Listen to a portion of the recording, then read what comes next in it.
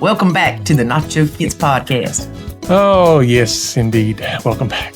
David's in a cheerful mood. It's Monday. I love Mondays. Oh, goodness. All right, a few things before we get started. Number one, there is the Nacho Kids Academy. Where is it? At nachokidsacademy.com. Or you can go to nachokids.com and then click on Academy. All right. That's enough. Don't make it too complicated. I'm not. But that's where you can get help if you hate your step-family life. Even if you don't hate it, like, just want to improve. Yeah. Some people are like, you know what? We're having a few little hiccups here and there, but I need to figure out how to navigate this before it gets worse. Okay, if you want to make your blend better, there you go. Join the Nacho Kids. There you go. If you want to stay stuck in your funk, don't. That's right. Matter of fact, why are you even listening to this? All right, number two. We are still on track to release the Nacho Kids book in September. What's it going to be titled? I can't tell you anything. It's going to be titled the Nacho Kids book. It's going to be titled the Nacho Kids book. It is not going to be titled the Nacho Kids book. I will tell y'all later. Okay. Now, let's get started. And once again, David has no idea what we're going to talk about. Mm-hmm. We are going to talk about comparisons. Okay. And what made me think about this is we often talk about comparison is the thief of joy. Mm-hmm. You can compare your relationship to somebody else's. You can compare a gift you got for Mother's Day and you thought it was good. Like, oh, I got a card for Mother's Day. I feel so good. Okay. And then your friend over there is like, oh, I got a pair of diamond earrings. You're like, my husband sucks. So comparison is the thief of joy. Did one of your friends get diamond earrings? No, but she will, I'm sure. But what I want to talk about today is comparison of kids. Mm. And what made me think of this is my son, sweet baby Jackson, that sweet baby boy, is graduating in 2 days from the University of South Carolina in Aiken, summa cum laude. She had to practice that 100 times, Joe. And I am so proud of him. Like, it makes me want to cry and jump up and down and be happy at the same time. I'm just glad he took after his stepdaddy. Yeah. Well, it's funny because when Colby graduated, remember they said magna cum laude. And I was like, Jackson, you ought to try for that. He said, I'm going to do better than that. And I remember thinking, I don't think there is any better. Shows me what I know. Mm. There is. So he is graduating with the highest honors. He has a 4.0. Nice. So proud of him. Mm-hmm. And no, he did not take after his stepdaddy. Yeah, he did. He took after his mommy. He did. I made excellent, consistent grades. No, we're not talking about that, David. But I know with your kids, when they were in middle school or early elementary school, you know, the triplets are 5 years older than Jackson. Right. And they would struggle with homework. Mm-hmm. Well, granted, they did have a buttload of homework. But aside from that, they struggled with it. And it was hard for me to understand that because I loved homework. I loved doing homework. I liked writing in my little notebooks with my mechanical pencils. And now you have to explain what a mechanical pencil is for these young folks. Still happens. And all that happy stuff. So it was hard for me to relate to your children when they struggled with school. Mm-hmm. Now, I did try to help at one point until it aggravated me to death. And then when I started not showing, I remember one time you asked me to help Avery with math, algebra. And I said, I love algebra. Like, give me an algebra question. Just give it to me. And I said I would, with the caveat of, if he acted like he wasn't paying attention or he started complaining, I was done. So I'm helping Avery and he just sits there and I'm like, do you understand what I'm saying? And he sits there and I said, done. I'm done. I'm not going to fight with your kids. I'm not going to struggle to teach them stuff. Okay. So then we go to your kids join the military, 3 of the 4. Mm-hmm. They do well. They're doing good. They're out now. None of them wanted to stay in. And so you could say, well, I can compare my kids. Like you can compare Branson's a good leader, right? Mm-hmm. Ethan's good at everything, pretty much, that he tries to do. Avery's good at video games. I mean, I'm just making up stuff, kind of. Not really. Not really. But you can compare your kids. Mm-hmm.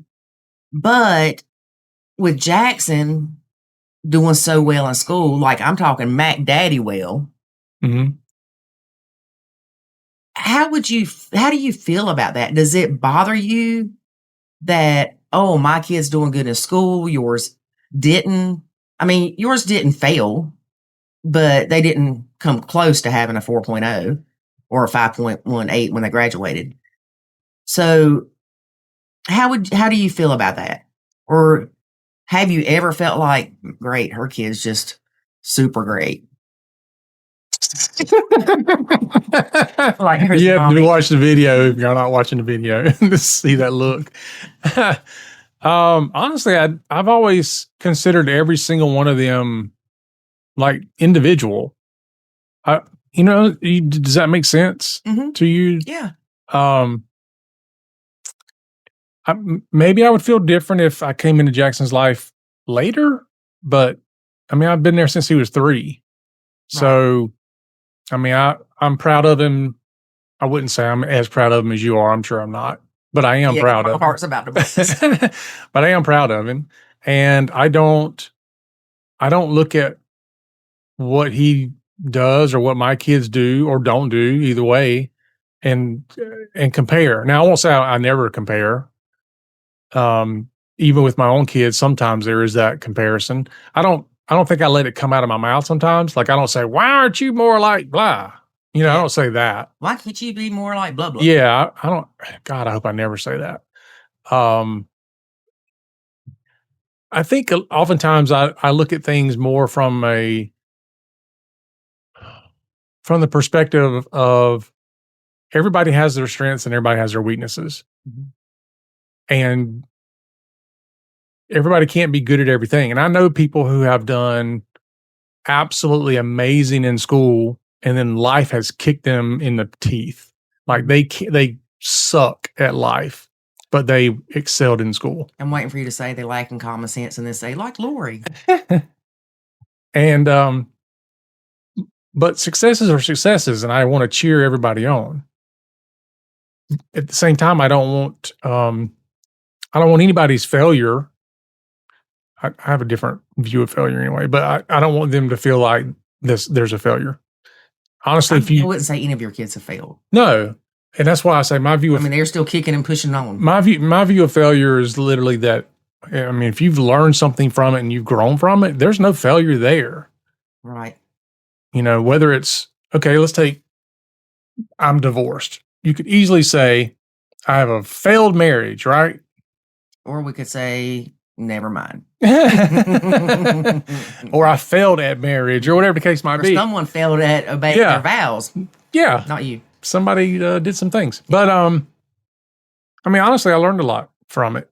And you got me. And so, anyway, that's a side note. No, I don't compare them. I'm sure to some degree there is a comparison, but it's not something where I'm like, oh, your kid is X and my kid is Y, blah, blah, blah. Well, blah, blah. I'm sure at some point when Jackson was little and they were in the Christian Academy and he was coming home with A's in the earlier grades and your kids at that age didn't, I'm sure you're thinking, yeah, just wait till he gets up there. She ain't gonna be like, look, my baby made all A's. I don't know. I don't know that I ever felt that way. I don't see your view of school is different than my view of school. Mm-hmm. For you, the academic side carries a lot more weight than it does for me.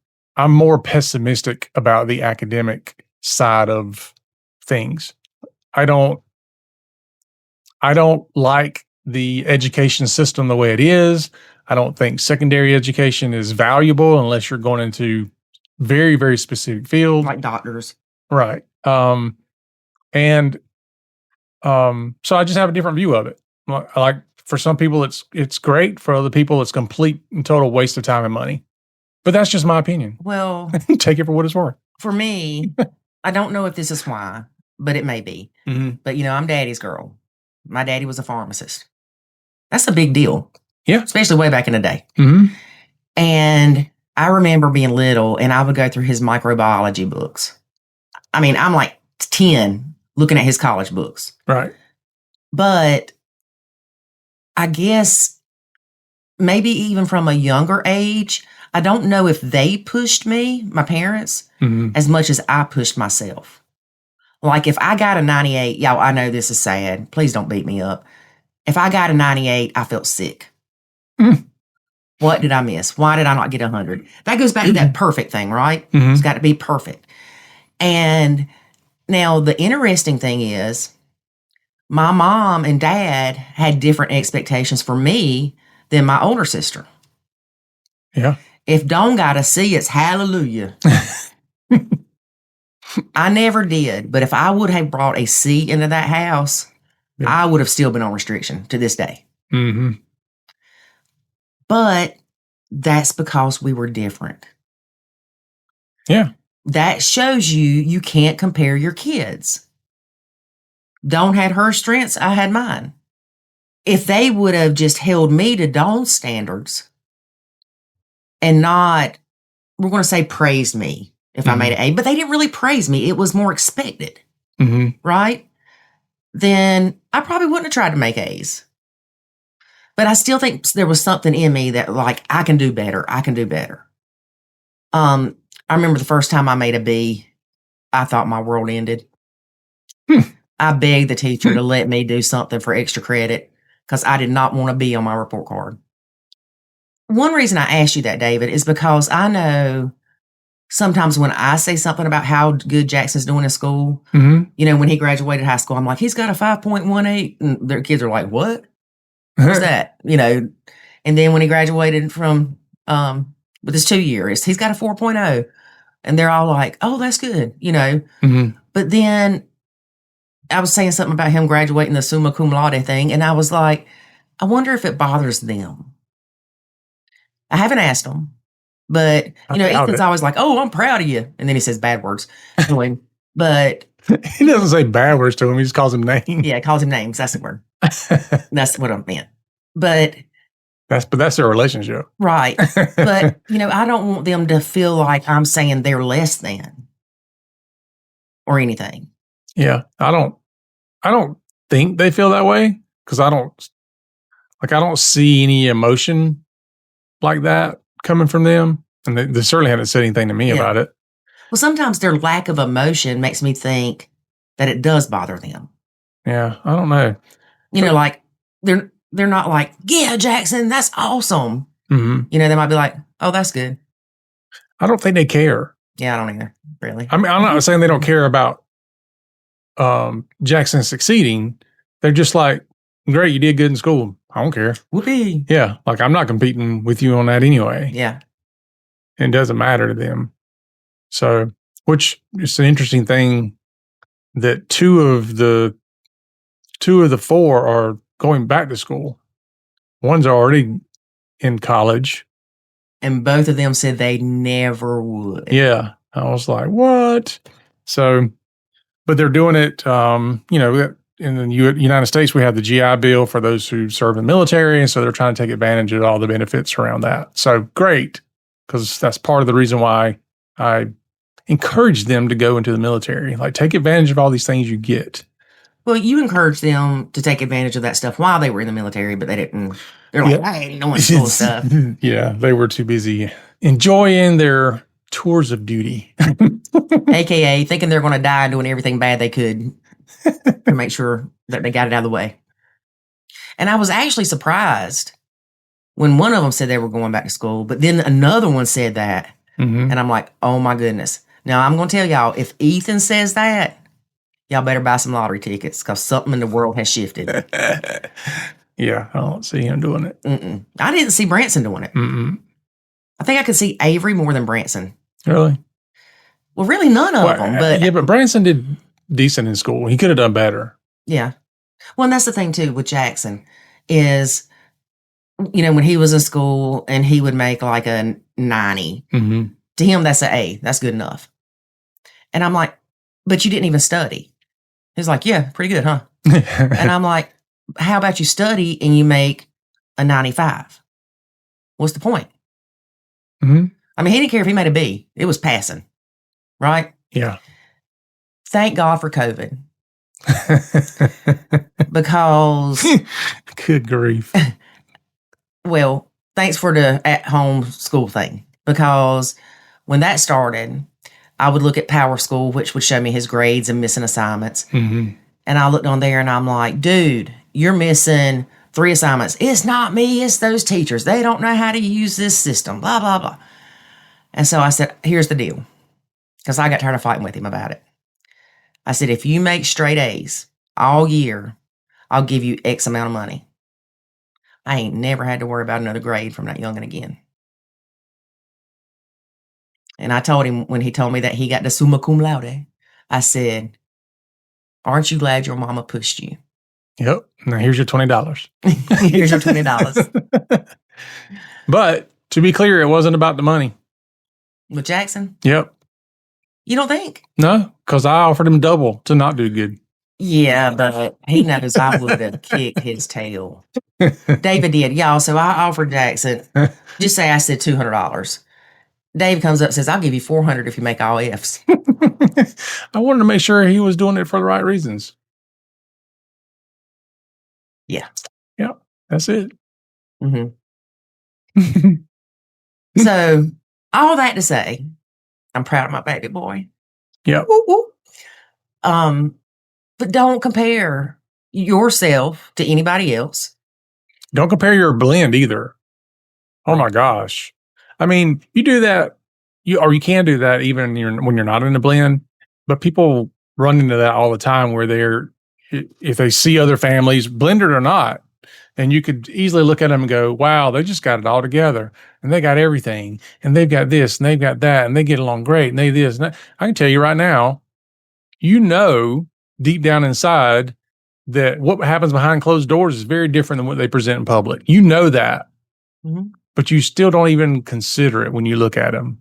You don't consider the fact that, sure, they've got a boat and 4 cars and 3 houses, but they also can't keep the power on because they don't have any money. Mm-hmm. Or they seem like the perfect couple, but yet one of them's cheating on the other one and they can't even sleep in the same bedroom. I mean, there's a million different stories. Right. Nobody's got it all. Nobody. Everybody's busted, disgusted, and can't be trusted. You just have to do your best. Yep.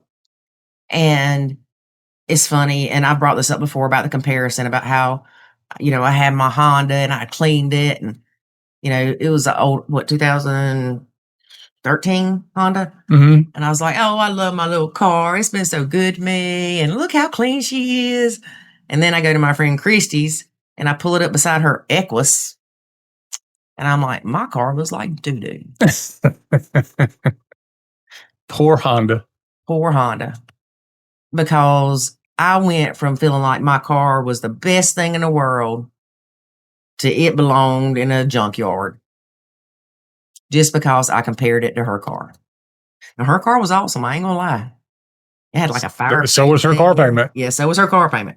But it's funny because talking about Christy, her ex-husband just got remarried or is getting remarried and just bought a $4 million house in Florida.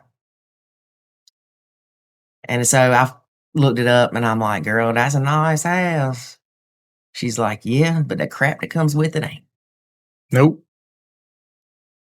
Somebody somewhere is looking at that relationship between this girl and that guy and that $4 million house. And they're like, man, must be nice. I wish I had that life. No, you don't, because that guy is a butthole. And that's putting it nicely. Like, very nicely. And that's a whole nother story. But anyway, So again, everybody's got their strengths.